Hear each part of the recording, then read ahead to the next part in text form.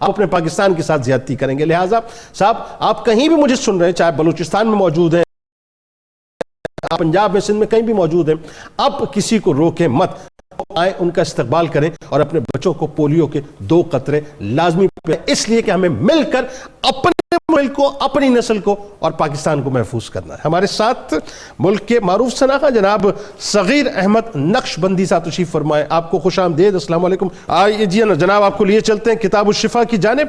ہر قسم کی پریشانی دور کرنے کا عمل آپ کو بتلاتے ہیں. فاتح فرمان نبوی صلی اللہ علیہ وآلہ وسلم, جو شخص کثرت کے ساتھ یا حی یا قیوم برحمتک استغیث کا ورد کرتا ہے وہ ہر قسم کی پریشانی سے محفوظ رہتا ہے. حضرت امام حسین علیہ السلام کا کمال قول مبارک ہے کہ جو شخص کسی مومن کے کرب و غم کو دور کرے, اللہ تعالیٰ اس کے دنیا و آخرت کے غم و اندوہ کو دور کرے گا انشاءاللہ. روزنامہ 92 نیوز میں ناظرین آج مضمون ضرور پڑھی, آج سفر کربلا یعنی سیدنا امام حسین علیہ السلام کی مدینہ پاک سے مکہ پاک کی طرف روانگی. آپ وہاں موجود ہیں یا موجود, مل کے نعرہ لگائیں گے. اس دعا, اس امید, اس یقین کے ساتھ اجازت دیجیے.